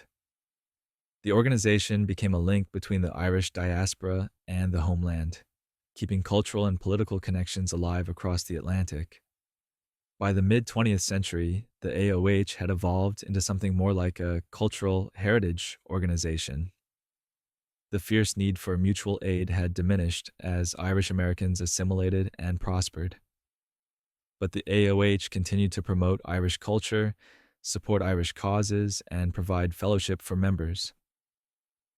They marched in St. Patrick's Day parades, maintained scholarship programs, and advocated for issues important to Irish Americans. The passwords and rituals remained, but they were more about tradition than secrecy. Today, the ancient order of Hibernians still exists, with divisions across the United States and in other countries. Membership has declined from its peak in the early 1900s, but the organization remains active.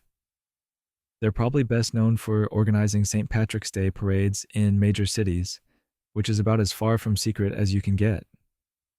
But the history of the AOH reminds us that secret societies, or at least semi-secret fraternal organizations, served essential functions for immigrant communities facing discrimination and hardship.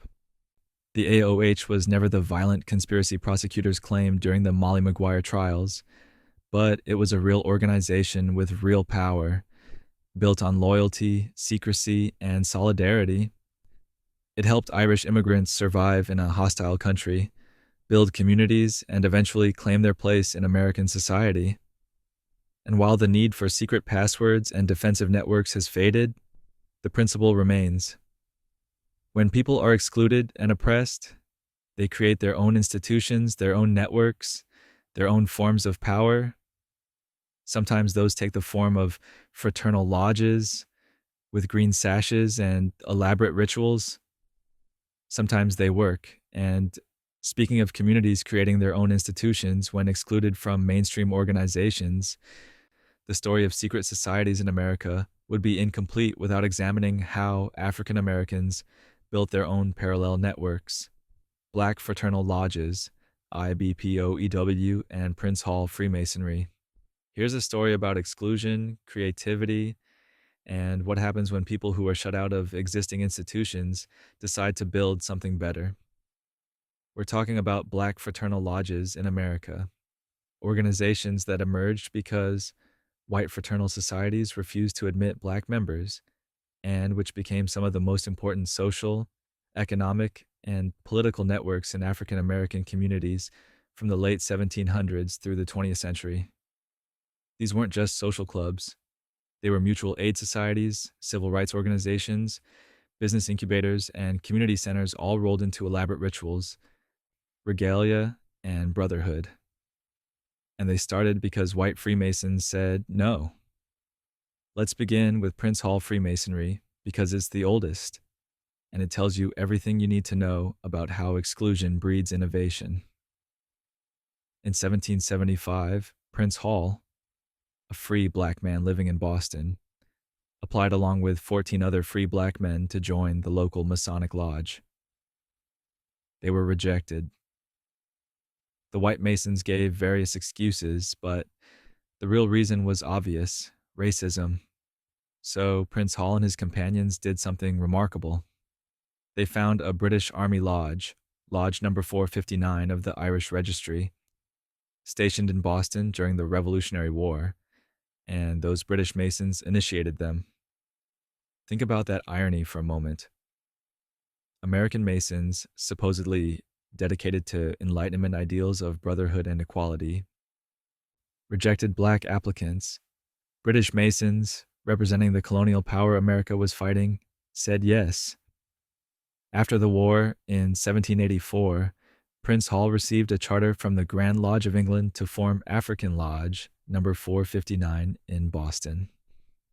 This became the foundation of Prince Hall Freemasonry, a parallel Masonic tradition that would spread across America.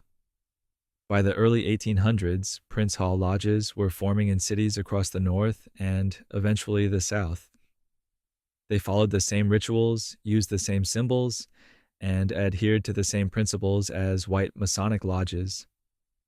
The only difference was the color of the members' skin, and for nearly 2 centuries, white Masonic Grand Lodges refused to recognize Prince Hall Masons as legitimate, claiming they were irregular or clandestine, when the real issue was simply that they were black. Prince Hall Freemasonry provided African American men with everything white lodges provided: white men, mutual aid, networking, social status, and a sense of belonging to something ancient and meaningful. Members wore aprons and jewels, participated in degree ceremonies, and advanced through the symbolic ranks. They memorized rituals and passwords. They addressed each other as brother and worshipful master. But Prince Hall lodges did more than recreate white Masonic culture. They became engines of black community development and civil rights activism. Prince Hall lodges funded schools when public education for black children was non-existent or inadequate. They provided insurance and death benefits when commercial insurance companies refused to cover black families. They organized protests against segregation and discrimination. Prince Hall Masons were prominent in abolitionist movements before the Civil War and in civil rights organizing afterward. W.E.B. Du Bois was a Prince Hall Mason. Thurgood Marshall was a Prince Hall Mason.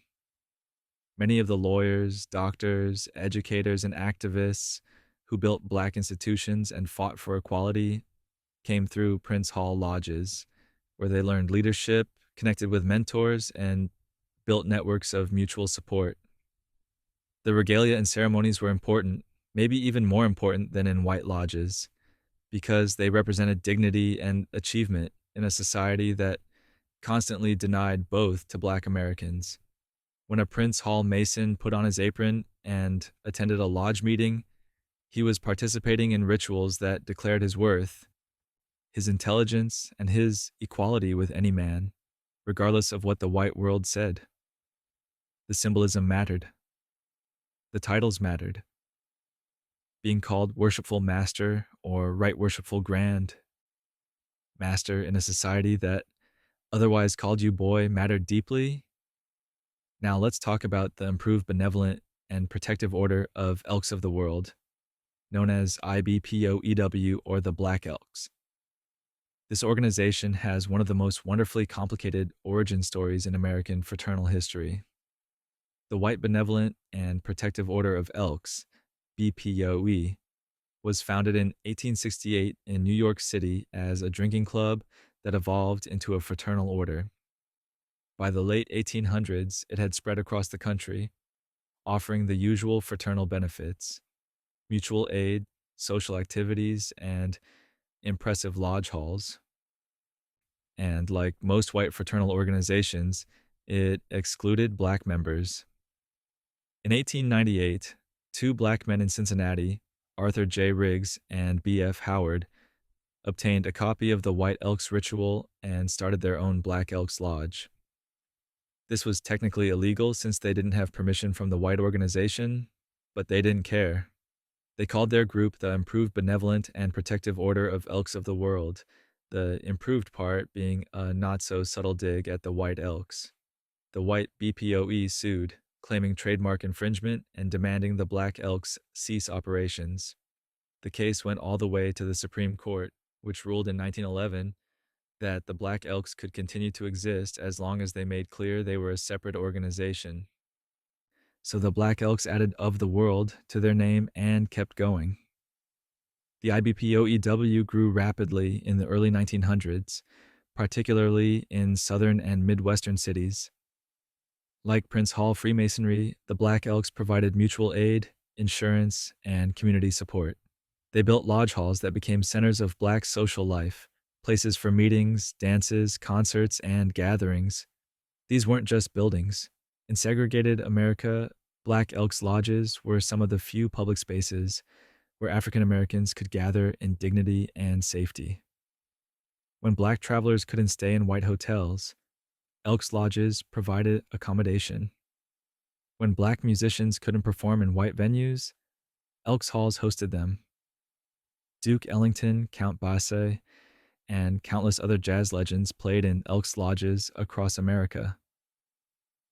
The regalia and rituals were, if anything, even more elaborate than the white Elks. Black Elks wore gorgeous uniforms, plumed hats, sashes, medals, and embroidered jackets. They marched in parades with bands and banners, creating spectacles of black pride and organization. Annual conventions brought thousands of members together, transforming entire black neighborhoods into celebrations of achievement and community. The rituals emphasized character, charity, and brotherhood, providing a moral and social framework that reinforced community values. Both Prince Hall Freemasonry and the Black Elks also served economic functions that white fraternal organizations didn't need to fulfill to the same degree. Black banks, insurance companies, and businesses often grew out of fraternal lodge networks. Members invested in each other's ventures, provided loans when white banks wouldn't, and created supply chains and customer bases within the black community. The lodges became incubators for black entrepreneurship during an era when economic opportunity was severely limited by segregation and discrimination. The civil rights movement of the 1950s and 60s drew heavily on fraternal lodge networks. Meetings were held in lodge halls. Organizers were often lodge members who already knew how to run organizations, mobilize people, and operate with some level of secrecy when necessary. The Montgomery bus boycott, the lunch counter sit-ins, voter registration drives, these movements were built partly on infrastructure created by fraternal lodges decades earlier. The passwords and handshakes that once seemed merely ceremonial became markers of trust in dangerous times. By the mid-20th century, both Prince Hall Freemasonry and the Black Elks had achieved remarkable success with hundreds of thousands of members and significant political and economic influence in black communities. But integration and changing social patterns began eroding membership. As legal barriers fell and opportunities expanded, younger African Americans had more options for networking and community building. The strict rituals and hierarchies that had once provided structure began to feel outdated. Membership declined, though both organizations continue to exist today, maintaining traditions that stretch back more than 2 centuries. In 1994, after decades of lobbying by Prince Hall Masons, many white Masonic Grand Lodges finally began extending recognition, acknowledging that Prince Hall Freemasonry was legitimate and regular. It only took about 200 years. Some white Grand Lodges still refuse recognition, but the majority now acknowledge what should have been obvious from the beginning. Prince Hall Masons are real Masons, following authentic traditions with unbroken lineages back to the 18th century. What makes black fraternal lodges significant in the history of American secret societies isn't just that they existed, but how they functioned. They took the forms and rituals of white organizations and infused them with purpose and meaning that went far beyond social networking. They became institutions of resistance, preservation, and advancement in communities under siege. The rituals weren't just theater. They were affirmations of humanity and equality in a society built on denying both. The mutual aid wasn't just convenience, it was survival. The networking wasn't just career advancement, it was creating opportunity where none existed.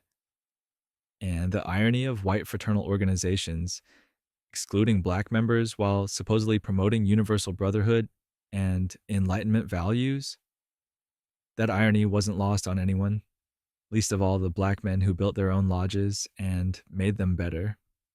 Prince Hall and Arthur Riggs, and the thousands of other black men who put on regalia, memorized rituals, and built parallel institutions, weren't just copying white organizations. They were demonstrating that the ideals those organizations claimed to uphold, equality, charity, brotherhood, actually meant something when practiced by people who truly needed them. Of course, black communities weren't the only ones creating secret organizations in response to exclusion and persecution. As the 20th century progressed, other marginalized groups would discover that secrecy could provide safety when visibility meant danger. The Daughters of Bilitis.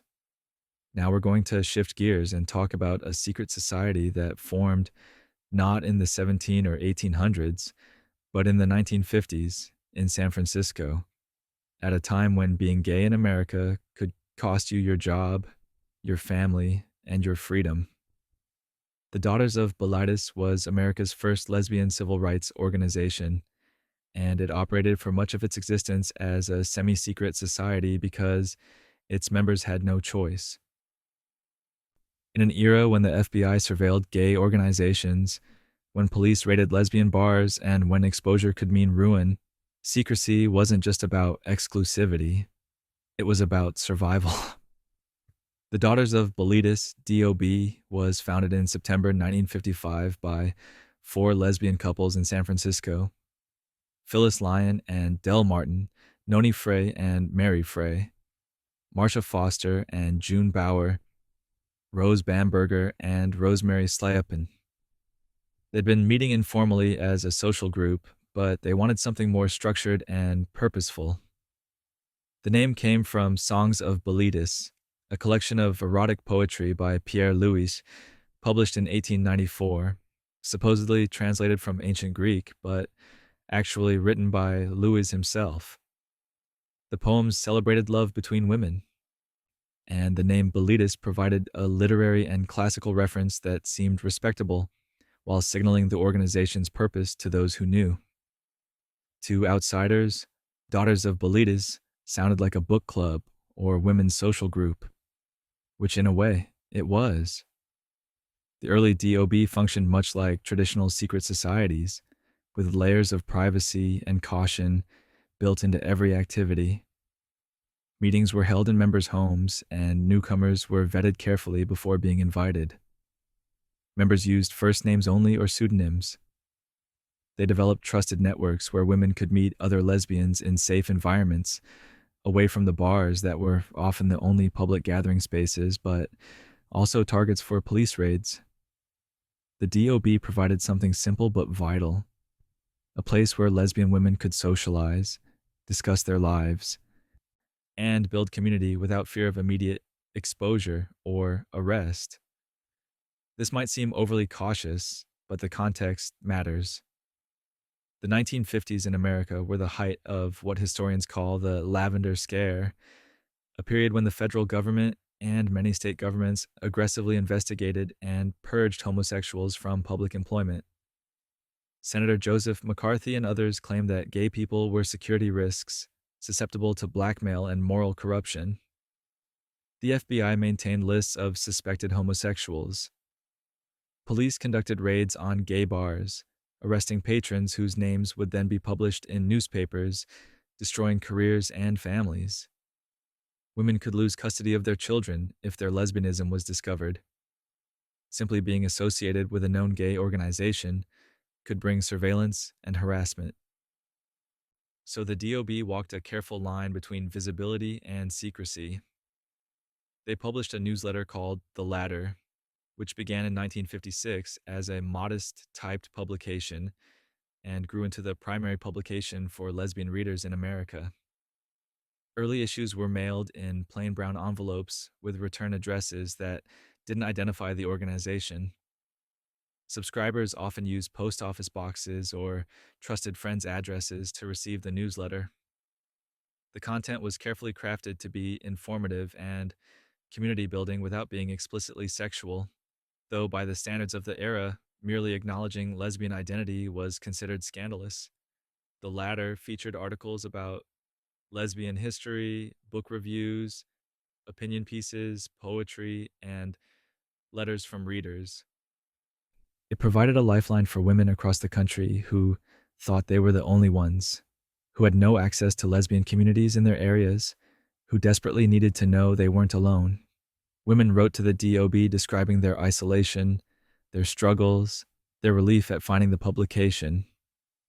The latter's editors, Phyllis Lyon, served for many years, along with others including Barbara Giddings and Barbara Greer, carefully balanced being bold enough to matter while cautious enough to avoid prosecution for obscenity.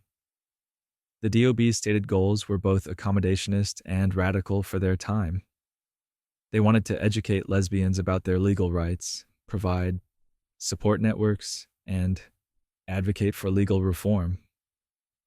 But they also promoted the idea that lesbians should present themselves respectably to gain social acceptance, meaning conservative dress, professional behavior, and avoiding stereotypes that mainstream society found threatening.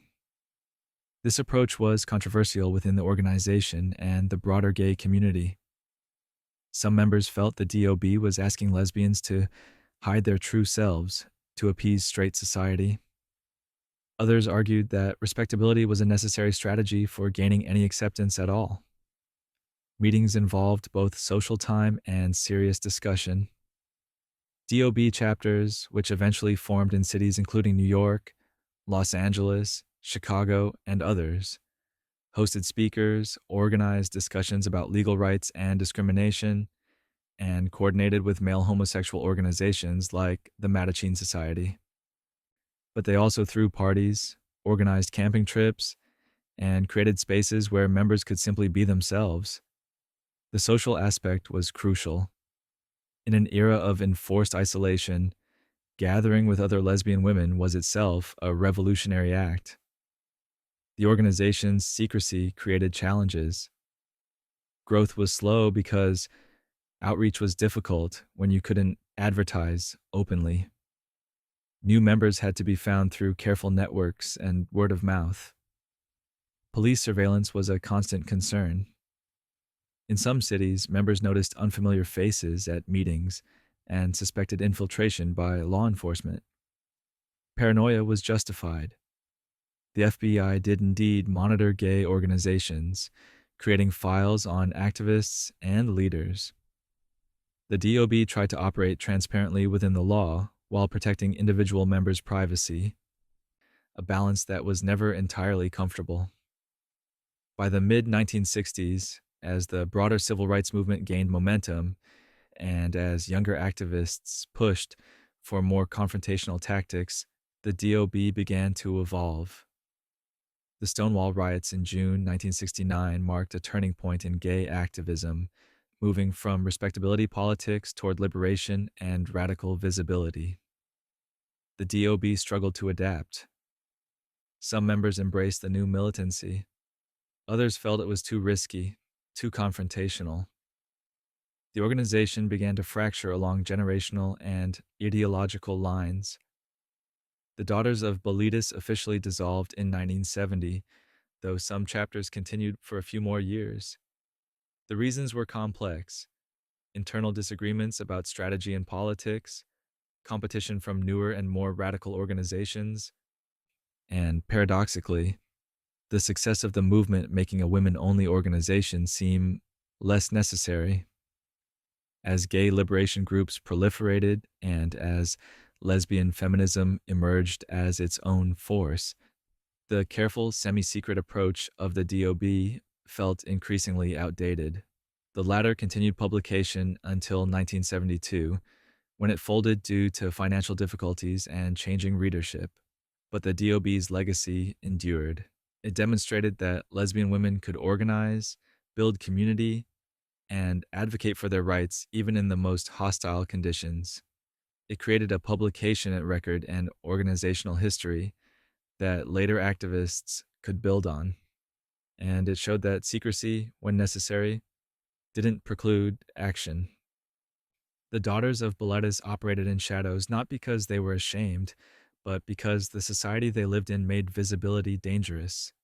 They used the tools of secret societies, careful vetting, coded language, private meetings, not to create exclusivity, but to create safety. The women who joined the DOB were secretaries, teachers, nurses, students. They were partnered and single. They lived in cities and small towns. What united them was the knowledge that their love and identity were criminalized and stigmatized, and the determination to build something better despite that. The passwords weren't elaborate rituals. The handshakes weren't Masonic symbols. But the bonds of trust, the commitment to mutual support, and the courage to organize in the face of persecution, those were as real as in any fraternal lodge. And while the Daughters of Bilitis was using secrecy to protect its members from persecution, other Americans were being drawn to secret societies for very different reasons, not safety, but spiritual seeking in an age of rapid change. Theosophical Society and America's occult curiosity. Let's talk about Helena Petrovna Blavatsky, because no discussion of secret societies and occult movements in America would be complete without her. Madame Blavatsky, as she preferred to be called, was a Russian aristocrat, world traveler, spiritualist medium, prolific writer, and either one of the most important spiritual teachers of the 19th century or one of its most successful frauds, depending on who you ask. In 1875, she co-founded the Theosophical Society in New York City, an organization dedicated to studying comparative religion, philosophy, and science in search of universal truths. And while Theosophy never quite qualified as a secret society in the strict sense, it borrowed heavily from secret society traditions and profoundly influenced American occultism, spirituality, and even mainstream culture. Blavatsky arrived in New York in 1873, though her earlier life was already the stuff of legend and rumor.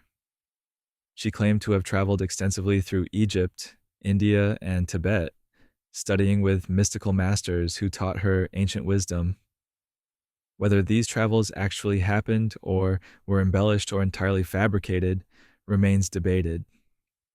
What's certain is that Blavatsky possessed remarkable charisma, extensive knowledge of esoteric traditions, and an ability to synthesize complex philosophical and religious ideas into compelling narratives.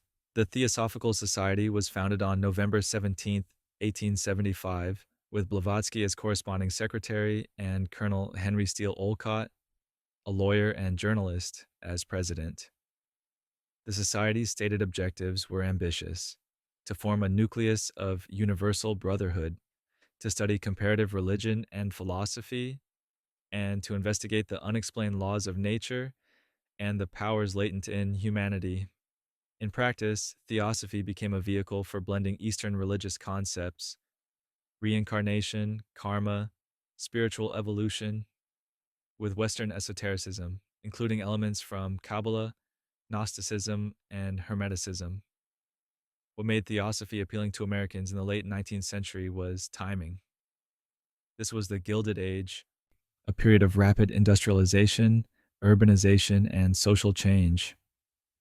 Traditional religious certainties were being challenged by Darwin's theory of evolution, biblical criticism, and scientific materialism. Many educated Americans felt caught between dogmatic religion that seemed outdated and scientific rationalism that seemed spiritually empty. Theosophy offered a third way, a synthesis that honored both spiritual seeking and rational inquiry, that embraced scientific method while insisting that reality included dimensions beyond the material. Blavatsky's major works, Isis Unveiled, published in 1877, and The Secret Doctrine, published in 1888, were massive, sprawling texts that presented what she claimed was ancient wisdom preserved by mystical adepts. These books combined genuine scholarship with wild speculation, accurate citations with dubious sources, and profound insights with questionable claims. They were also nearly impossible to read. Dense, digressive, and often contradictory, they nonetheless attracted devoted readers who found in them confirmation that spiritual truths existed beyond conventional religion. The Theosophical Society adopted a hierarchical structure reminiscent of Masonic lodges, with degrees of initiation and inner circles of advanced students. Members participated in study groups, attended lectures, and practiced meditation and spiritual exercises. The society published journals and established libraries. They created a network of lodges, theosophical parlance for local groups, across America and eventually worldwide. By the late 1880s, theosophical centers existed in cities including New York, Boston, Chicago, and Los Angeles, attracting artists, intellectuals, writers, and spiritual seekers. The influence on American culture was broader than membership numbers might suggest. Theosophy introduced or popularized concepts that became part of the American spiritual vocabulary: karma, reincarnation, spiritual evolution, the Akashic records, chakras, astral planes. These ideas seeped into literature, art, and eventually mainstream consciousness. Writers like W.B. Yeats and James Joyce engaged with theosophical concepts. Visual artists, particularly in the early modernist movement, incorporated theosophical symbolism and philosophy into their work.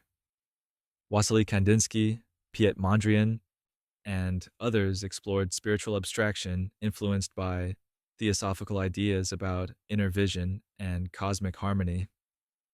Theosophy also helped pave the way for other alternative spiritual movements in America. The New Thought movement, which emphasized mind power and positive thinking, drew on similar ideas about consciousness shaping reality. The later New Age movement of the 1960s and 70s recycled many theosophical concepts, often without acknowledging the source. When Americans talk about vibrations, energy fields, spiritual masters, or ancient wisdom, they're often using language that theosophy helped introduce to Western culture. But theosophy was also controversial and plagued by scandals. In the 1880s, Blavatsky claimed to receive letters and messages from the Mahatmas, enlightened masters supposedly living in Tibet, who communicated with her telepathically or through miraculous deliveries. Critics accused her of producing these messages through sleight of hand and fraud. The Society for Psychical Research investigated and issued a report in 1885 concluding that the phenomena were trickery and that Blavatsky was one of the most accomplished, ingenious, and interesting imposters in history. Blavatsky's supporters dismissed the report as biased, but the scandal damaged the society's reputation. After Blavatsky's death in 1891, the Theosophical Society split into competing factions. The main branch, headquartered in Adyar, India, was led by Annie Besant and later by others. Other groups formed around different leaders and interpretations. In America, Catherine Tingley established a theosophical community at Point Loma, California, creating an elaborate campus with temples, schools, and gardens where members pursued spiritual development through study, arts, and communal living. The community lasted into the 1940s, producing remarkable architecture and hosting cultural events, but eventually dissolved due to financial difficulties and declining membership. What's fascinating is how Theosophy influenced later occult and secret organizations. The Hermetic Order of the Golden Dawn, founded in England in 1888, drew on theosophical concepts while developing its own system of magical initiation. Aleister Crowley, who would become the 20th century's most famous occultist, passed through both Theosophy and the Golden Dawn before creating his own systems. Rudolf Steiner, who was deeply involved in Theosophy, before breaking away to found Anthroposophy, incorporated theosophical ideas into his educational and spiritual philosophy. Waldorf schools and biodynamic farming owe indirect debts to the theosophical impulse. By the mid-20th century, the Theosophical Society had become a respected, if marginal, organization, more focused on comparative religion and philosophical study than on mystical revelations. Membership declined from its early 20th century peak, but the society never disappeared. It continues today, maintaining libraries, publishing books, and hosting study groups for those interested in esoteric philosophy. The legacy of Theosophy in America is complex. It brought Eastern religious concepts to Western audiences decades before yoga studios and mindfulness apps. It encouraged spiritual eclecticism and the idea that truth could be found across traditions. It validated spiritual seeking outside conventional religious institutions, and it demonstrated that Americans in the late 19th and early 20th centuries were hungry for alternatives to both dogmatic religion and materialistic science, a hunger that persists today. Whether Blavatsky was a genuine mystic or a clever charlatan probably matters less than what Theosophy represented. The belief that secret wisdom exists, that spiritual evolution is possible, and that individuals can access higher truths through study and practice. It was secret society thinking applied to spirituality, creating inner circles of advanced knowledge while inviting anyone willing to study to join the quest.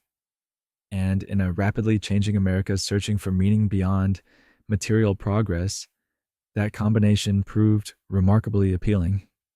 But as we moved into the 20th and 21st centuries, the whole concept of secret societies began to shift, adapting to new social realities while maintaining the essential appeal of exclusivity and hidden knowledge.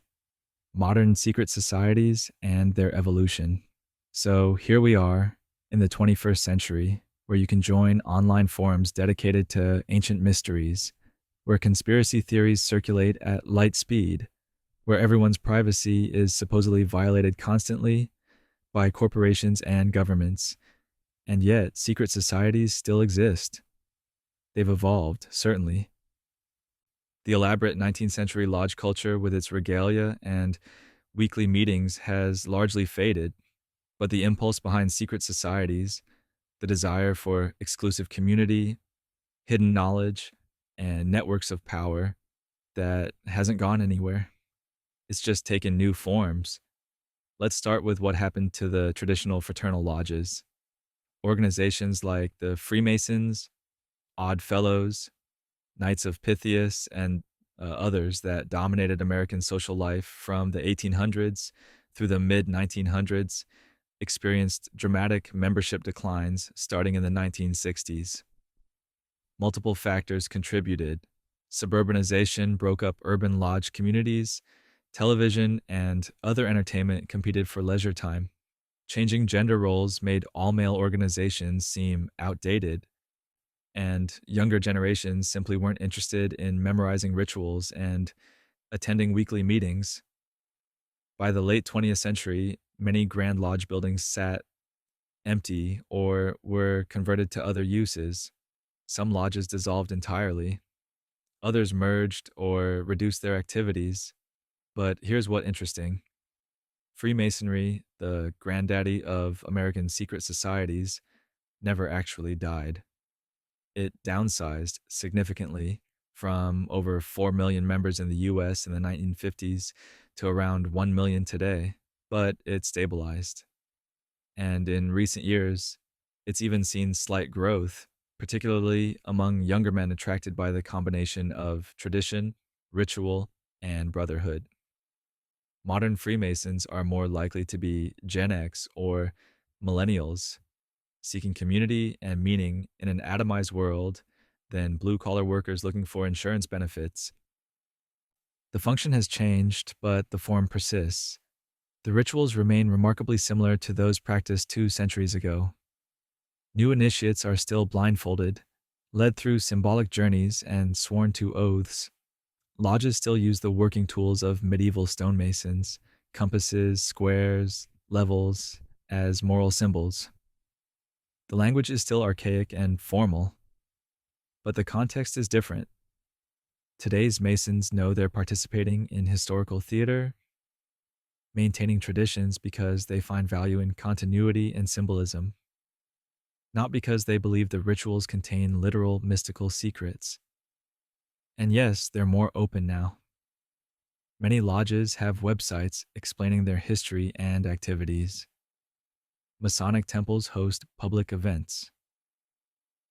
The strict secrecy around membership has loosened.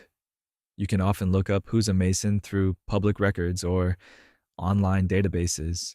What remains secret are the rituals themselves, the modes of recognition, those handshakes and passwords, and the internal workings of lodge business. But even these aren't that secret. Books exposing Masonic rituals have been published for centuries. and anyone curious enough can find detailed descriptions online.